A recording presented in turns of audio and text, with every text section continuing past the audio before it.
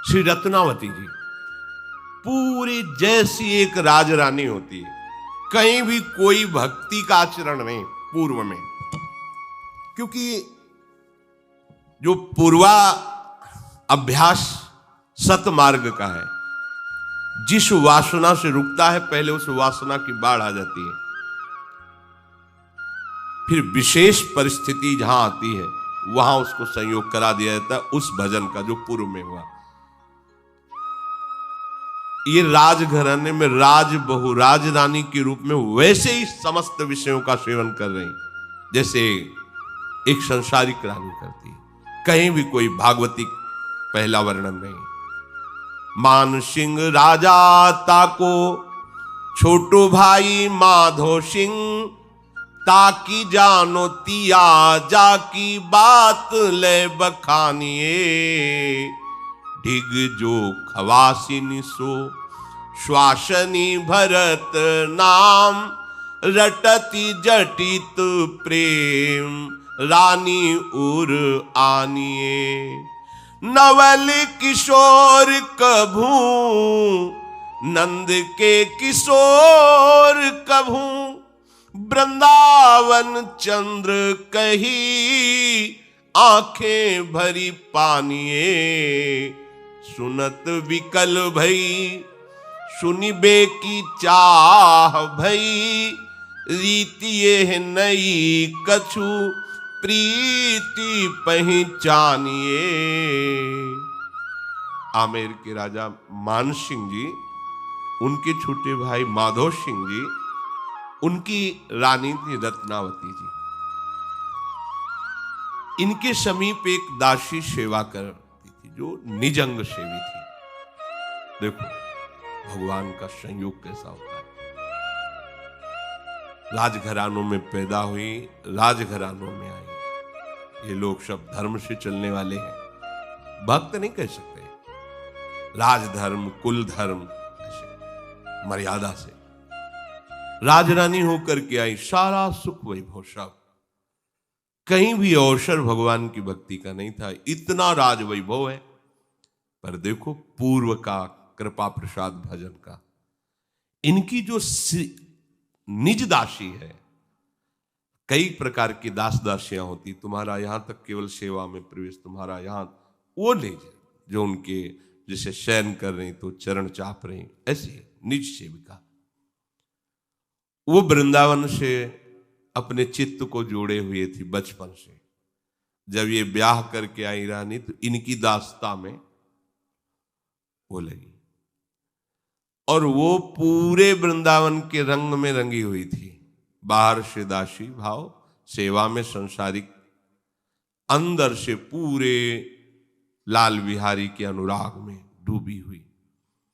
वो उनके जैसे शरीर सेवा में होती तो कभी कभी रहा नहीं जाता, लंबी सांस लेके हा नवल किशोर, हा नंद किशोर, हा वृंदावन चंद, और आंसू गिरने लगते। रानी ऐसी दिखती है, ये क्या है? ये किसका नाम नवल किशोर है, किसका नाम नंद किशोर है? ये रहती तो मेरे पास हर समय, फिर ये प्यार किससे करती है? लंबी लंबी सांसें लेकर ऐसा सप्रेम उच्चारण करती। रत्नावती जी के हृदय में कुछ होने लगता। इनका तो हृदय है, अरे जो जड़ हैं वो भी द्रवित होने लगते हैं भक्तों की पुकार से।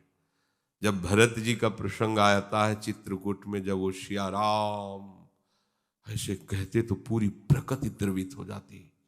हाँ, नाम में बड़ी अपार सामर्थ्य है। उनके हृदय में ऐसी एक विकलता सी होती कि क्या है। बहुत अच्छा लगता, नाम सुनना अच्छा लगता, चित्त में एक विशेष आकर्षण होता। और ये वो नहीं जानते थे कि ये भगवान नाम है, ये भगवत प्रेम है, ऐसा कुछ नहीं, पर एक आकर्षण। वृंदावन चंद, नवीन किशोर, ऐसे यहां ब्रज के जो प्रभु के नाम है वैसे। जैसे शास्त्रीय नामों में पुराण पुरुषोत्तम भगवान ऐश्वर्य, यहां लाल बिहारी, नंद किशोर, ऐसे बहुत प्यारे दुलारे माधुर्य रस से भरे हुए प्रभु के इन नामों की मिठास तो जो ब्रज उपासना में है, उन यहां तक कि प्रभु को स्वयं बहुत इधर की लीला प्रिय, जिसे द्वारिका में है, जगन्नाथपुरी में, ये प्रभु ही है, श्री कृष्ण ही। पर इस लीला को सुन करके, इन भावों को सुन करके वो भी प्रेम विकल हो जाते हैं। नामोच्चारण करना ये भक्त का प्रधान लक्षण है। जब विभीषण जी के गृह के समीप हनुमान जी पहुंचे तो आवाज सुनाई दे रही थी, राम राम राम, राम राम ते सुमिरन कीना, हृदय हरसि कपि सज्जन चीना, ये सन हट करी हो पहचानी, और साधु ते होए न कार जहान। विभीषण जी उठे से राम राम राम। हमें लगता है थोड़ी थोड़ी देर में हर उपासक को किसी को विक्षेप न पहुंचे, ऐसी अवस्था में राधा राधा राधा ऐसा अभ्यास बना लेना चाहिए। बात करने को श्री राधा श्री राधा, बात पूर्ण हो श्री राधा श्री राधा। नाम हमारा प्रमाण पत्र है कि हम प्रभु के हैं। नाम उच्चारण ये स्वभाव है।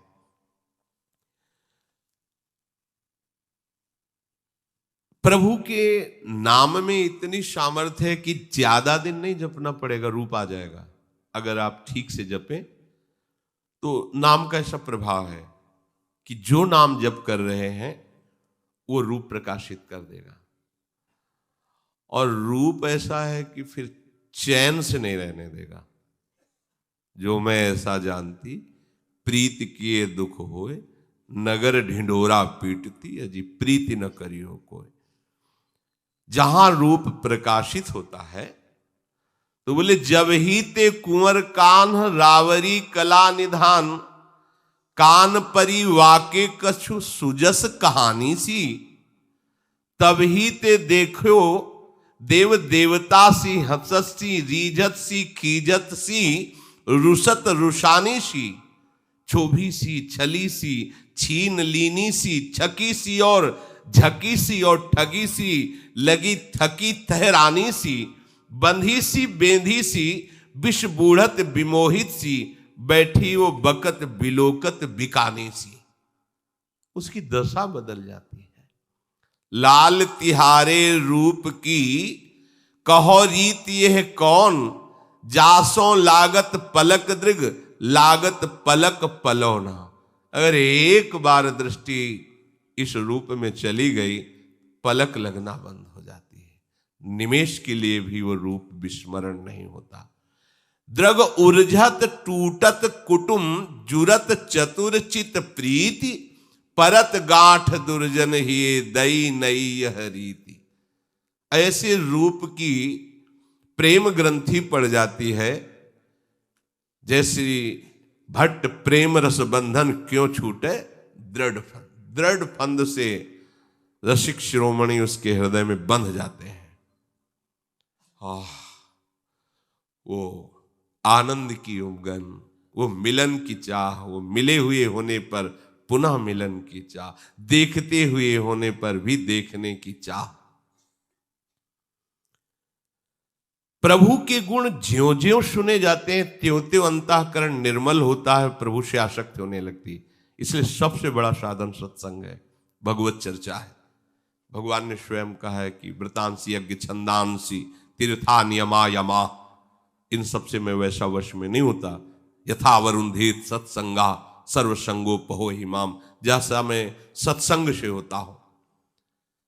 दासी का अशुभ प्रवाह करते हुए ऐसे नाम उच्चारण करना कि उसमें एक आर्त भाव छुपा था, एक पीड़ा छुपी हुई थी। हा नंद किशोर, हा वृंदावन चंद, बार बार कहे कहा कहे उर गहे मेरो, बहे द्रग नीर हो शरीर शुद्धि गई है, पूछो मत बात, सुख करो दिन रात, ये सहे निज गात, रागी साधु कृपा भई है। अति उत्कंठा देखी, कहो सो विशेष सब, रसिक नरेशनी की बानी कही दई है। टहल छुटाइयो सिरहाने ले बैठाई, वाही गुरु बुद्धि आई, यह जानो रीति नई है। रानी ने एक दिन पूछा, ए तुम क्या बार बार बोलती रहती हो, ये कौन है नंद किशोर, ये किसका नाम लेती हो? रहती तो मेरे पास हो, पर तुम प्रेम किसी और से करती हो, कौन है ये? पर पता नहीं मेरा हृदय क्यों खिंच जाता है जब तुम कहती हो हा वृंदावन चंद, हा कुंज बिहारी। मेरा मन खींच रहा है, परिचय बताओ, ये कौन है, क्या है ये, आंसू क्यों बहा रही हो? दासी ने आंसू बहाते हुए कहा, आप तो राजभोग करो, आप इसकी बात मत सुनो, ये रोग है रोग, ये चढ़ जाएगा तो सब भूल जाओगे, ये राजभोग, आप तो भोग भोगो, खूब ऐश्वर्य है, ये बात मत पूछो, ये बात आपके राजभोग को नष्ट कर देगी।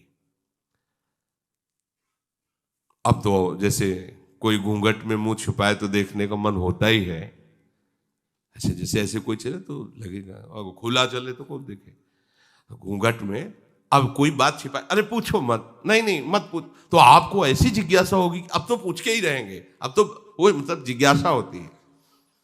रानी विकल हो गई, अब बताइए, बताओ ना कौन है ऐसा, क्योंकि आप जब बोलती तो मेरा भी चित्त खिंचता है। तो अब महारानी जी आप मत पूछो, दिन रात ये अपने राजभोग भोगिए, मेरी दशा मत पूछिए, नहीं नहीं बताओ ना तुम। तो मेरे ऊपर तो वृंदावन के संतों की कृपा हुई है, वृंदावन जाती थी, सत्संग करती थी, और प्रभु के नाम का परिचय संतों से मिला, उनके रूप का परिचय मिला। जब से रसिक नरेश वृंदावन रसिकों की कृपा हुई, तब से नाम भगवान का नाम है नंद किशोर। हाँ हाँ, अच्छा तो आप भगवान को पुकारते हो, ये भी पता नहीं था इनको।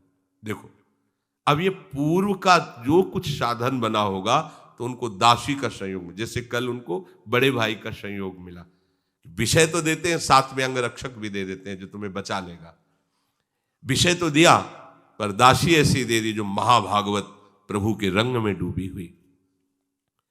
रानी ने विशेष आग्रह करके, देखो दासी ने कहा, देखो अभी आप चैन से जी रहे हो ना, जी लो, अगर हमारी बात सुनोगी, हमारी बात पकड़ोगी, तो तुम्हारा चैन नष्ट हो जाएगा, हो सकता है तुम्हारा शरीर सहन न कर पावे, रहने दो। अब तो रानी को और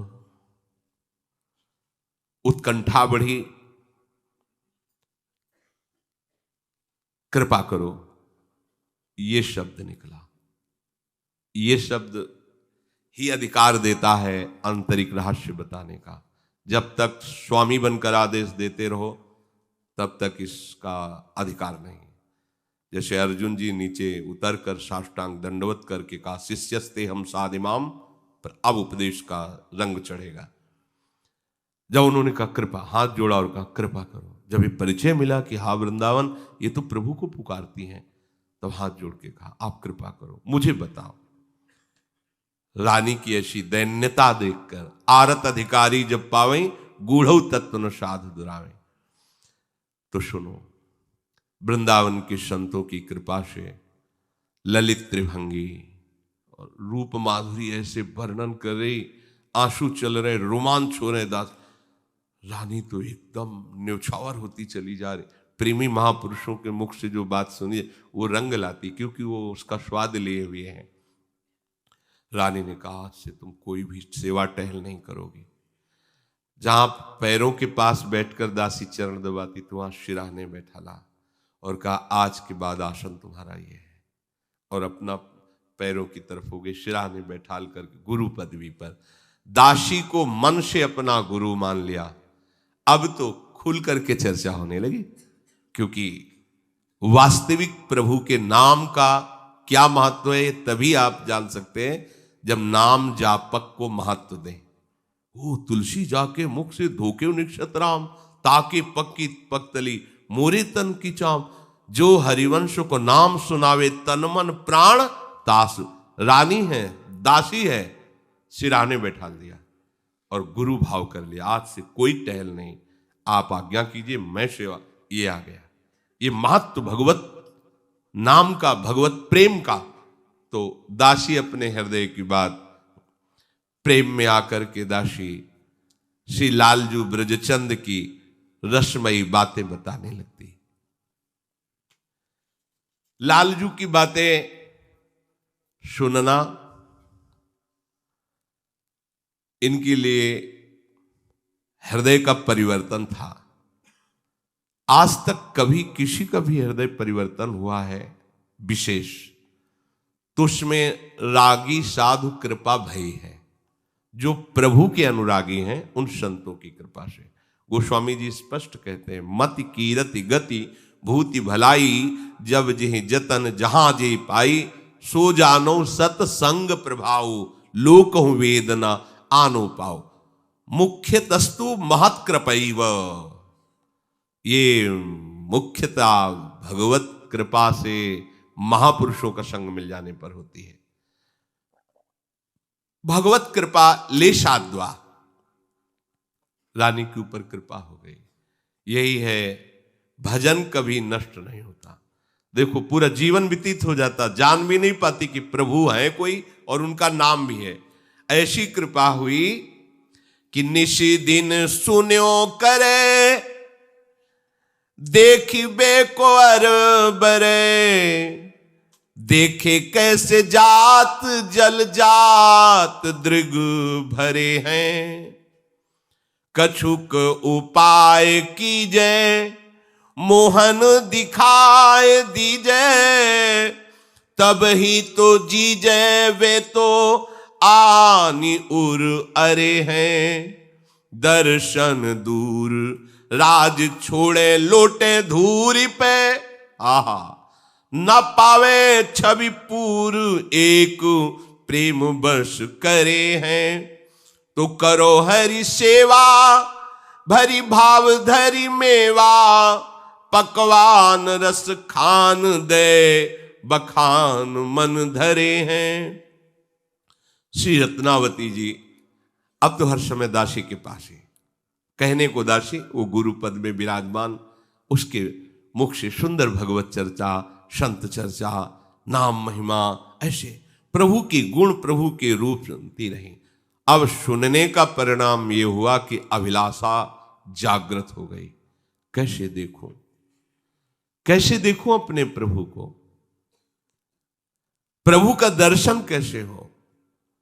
रानी ने दासी के चरण पकड़े और रो रो के कहा, एक बार केवल मुझे मनमोहन के दर्शन करा दीजिए, एक बार। देखो कैसा रंग, ये पीछे से की हुई भगवत भक्ति का चमत्कार कि ऐसे महापुरुष का जो दासी स्वरूप में उनका सानिध्य प्राप्त हुआ। रो के कह रही, मनमोहन के दर्शन करा दीजिए। आपसे सच्ची कहती हूं कि मैं जीवित नहीं रह पाऊंगी। रानी ने कहा, अब मैं, ये मतलब कितनी बड़ी बात है। जन्म के जन्म लग जाते हैं, भक्ति का रंग नहीं आता, फिर मिलने की प्रबल, ये तो अंतिम परिणाम।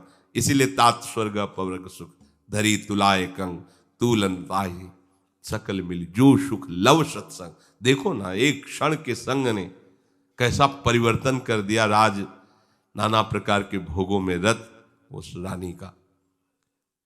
देखो मेरे हृदय में आशा बढ़ती जा रही हूं, मैं जीवित नहीं रह सकती, मुझे एक बार दर्शन करा दो। वो क्यों दर्शन नहीं देते हैं? दासी ने कहा कि दर्शन पाना तो बहुत कठिन है, बहुत कठिन है। राजा लोग राज्य छोड़कर विरक्त होकर धूल धूसरित तन होते हैं, पर वो भगवान का दर्शन पा लें ऐसी बात नहीं होती। भगवान का दर्शन तो एकमात्र उपाय है कि हमारे हृदय में उनके प्रति प्रेम प्रकट हो जाए, और प्रेम सेवा से प्रकट होता है। इसलिए हमारी इच्छा है कि आप लाल बिहारी की सेवा विराजमान करो। अच्छे अच्छे पकवान आपके पास सब सामग्री है, खूब उनको भोग लगाओ, उनको दुलार करो। प्रभु के प्रति जितना अपनापन होता जाएगा उतना ही प्रेम बढ़ता जाएगा, और उसी प्रेम में जहां आप सेवा कर रहे हो वहीं से वो प्रकाशित हो जाएंगे। राधा बाबा को छवि से ही पहले हुए थे, जो श्री कृष्ण की छवि थी वही ऐसा लग रहा था, वही हमारे हृदय में आकर विराज, हृदय से निकलकर छवि में, छवि से निकलकर एक हो गए, बाहर भीतर एक प्रभु हो गए। इंद्रनील मणि रूप प्रगट स्वरूप कियो, लियो वह भावयो स्वभाव मिली चली है। नाना विधि राग भोग लाड़ को प्रयोग, जामे जामिनी सुपन जोग भई रंग रली है। करत श्रृंगार छवि सागर न पारावार, रहत निहारी वाही माधुरी सुपली है। कोटिक उपाय करे जोग यज्ञ पार परे, ए पे नहीं पावे यह दूर प्रेम गली है।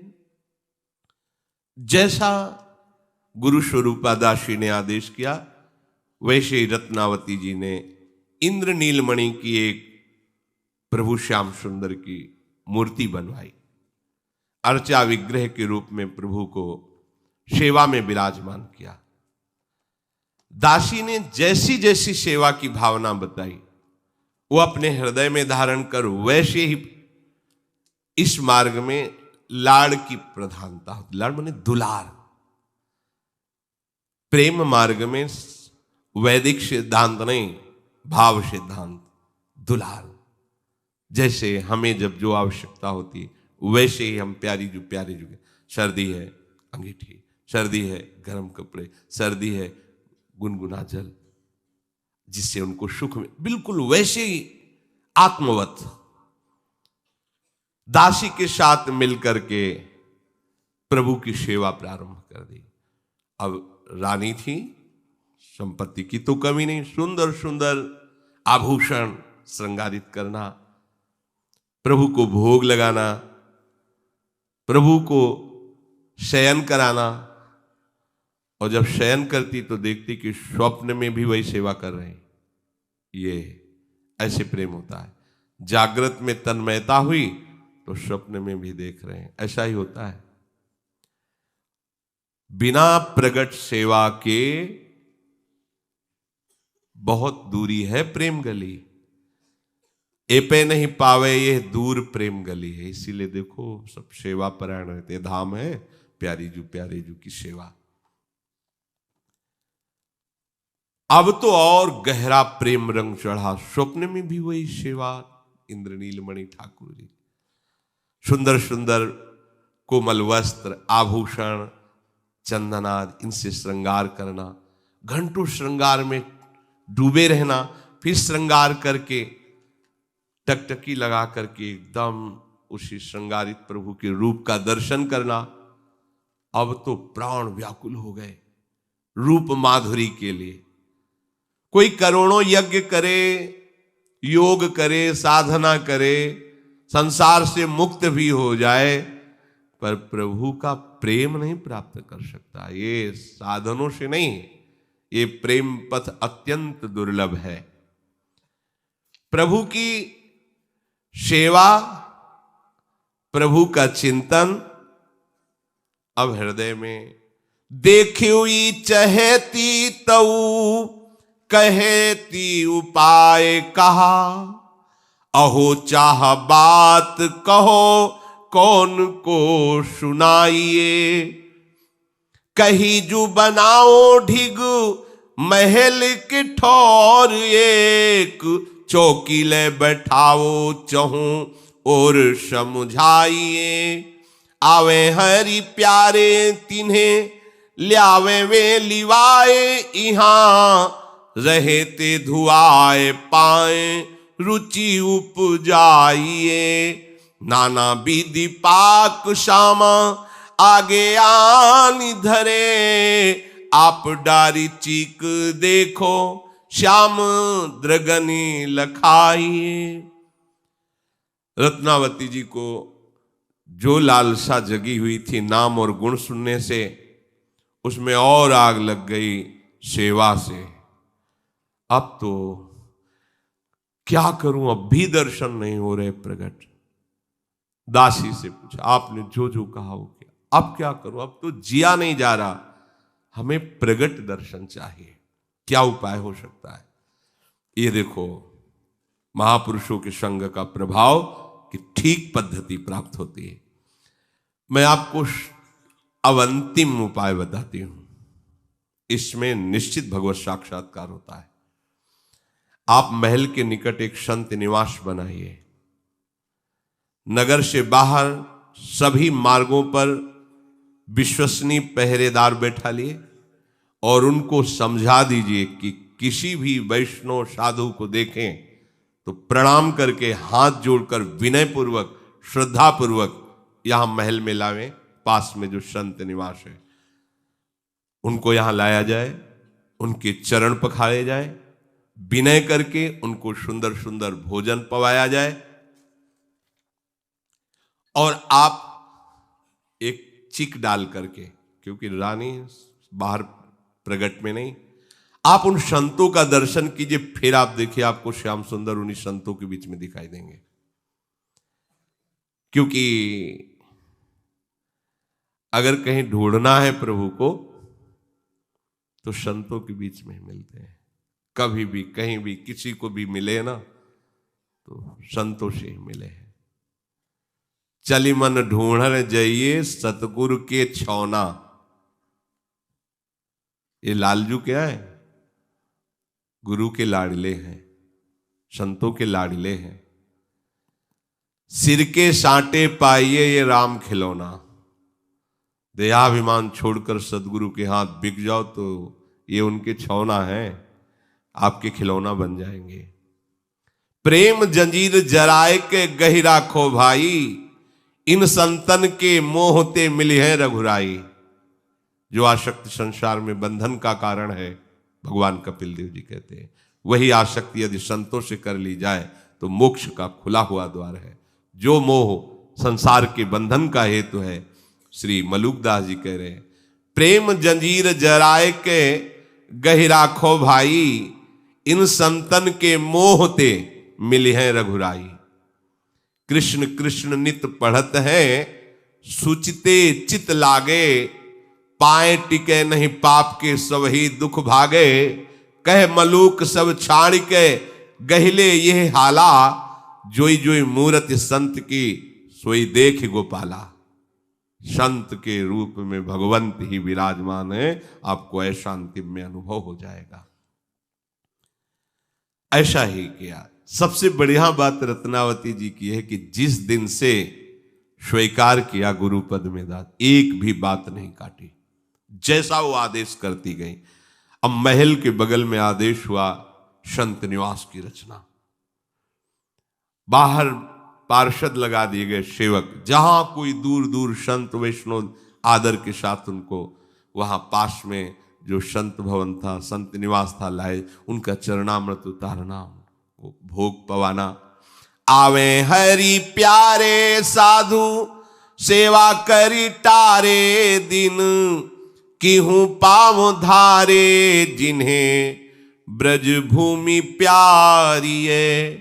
जुगले किशोर गावे नैननी बहावे नीर, हुए गई अधीर रूप द्रगनी निहारिये। पूछी वा खवासीन सो जुरानी कौन अंग, जाके इतनी अटक संग भंग सुख भारिये। चली उठी हाथ गयो रहो नहीं जात हो, सहो दुख लाज बड़ी तनक विचारिये। महल के समीप संत निवास, वहां भगवान के प्यारे भक्त जन आने लगे।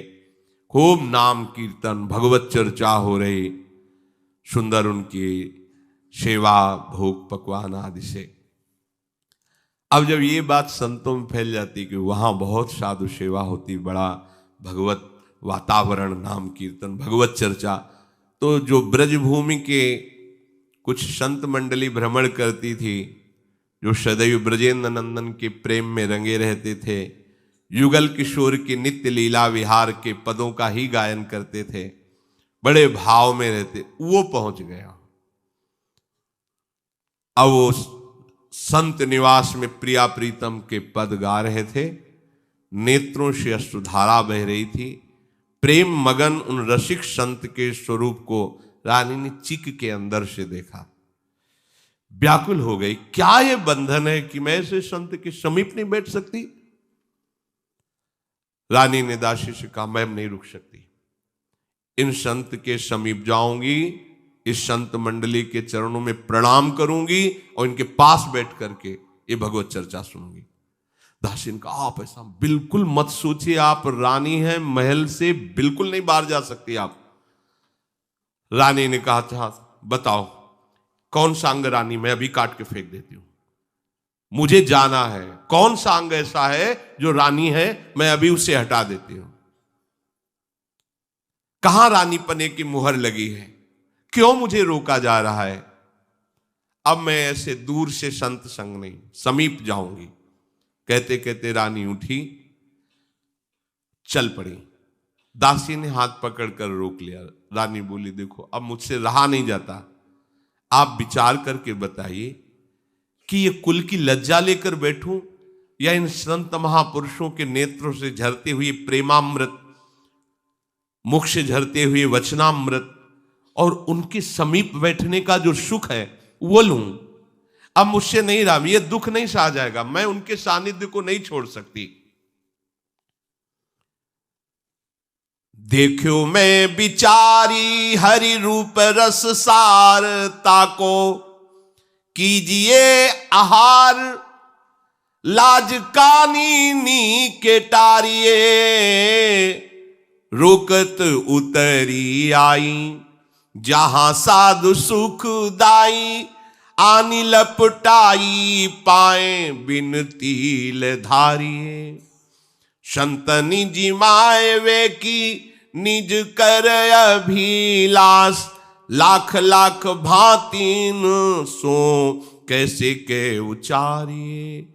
आज्ञा जोई दीजै सोई कीजै सुखवाही में, जो प्रीति अवगाही कही करो लागी प्यारी।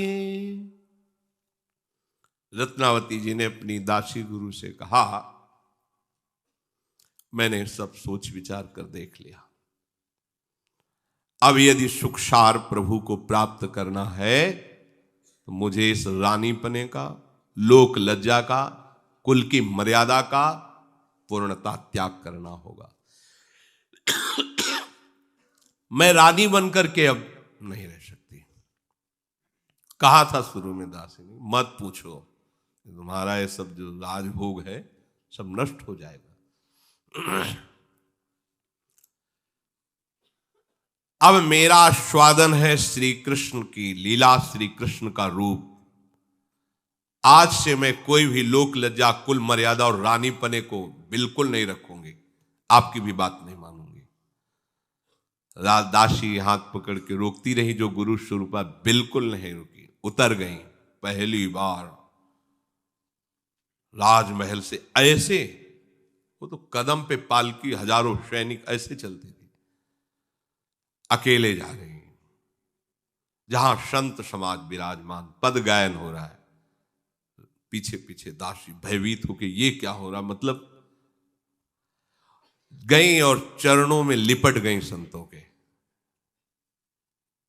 प्रार्थना की, आज हम अपने हाथ से परोस परोस कर आप सब संतों को पाएंगे।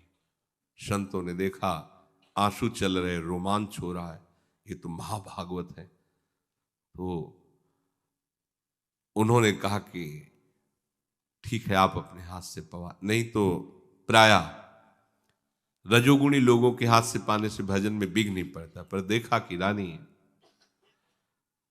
अब कितना बड़ा सौभाग्य, अपने हाथ से सुंदर सुंदर पकवान और लीजिए, संतों को पवा रही। प्रसाद पवाने के बाद हाथ जोड़कर सब संतों से प्रणाम की मुद्रा में कहा, आप लोग मुझे वही आज्ञा करें जिससे मुझे श्याम सुंदर दिखाई देने लगे। मैं क्या करूं, आपको कैसे सुख पहुंचाऊं कि श्याम सुंदर प्रसन्न हो जाए। क्योंकि दासी ने कहा कि अगर संत प्रसन्न हो गए तो लाल गोपाल वहीं प्रकट हो जाएंगे। संतों ने अच्छी प्रकार से ये जान लिया कि ये तो प्रभु के अनुराग में डूबी हुई है। संतों ने आज्ञा कर दी, अब तुम्हारी जैसी मन में आवे, जो पवाना हो जाए, खूब सेवा करो। अब तुम्हारे लिए कोई कि तुम ना नजदीक नहीं आ सकती, छू नहीं सकती, ऐसा नहीं। आप स्वेच्छा से रानी सेवा में, पूरे नगर में ये बात फैल गई।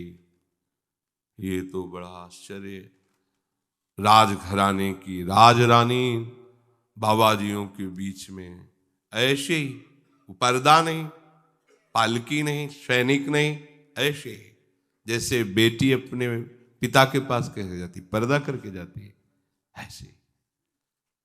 अब ये बात तो फैलेगी, राजा तक जाएगी, विरोध प्रकट हो।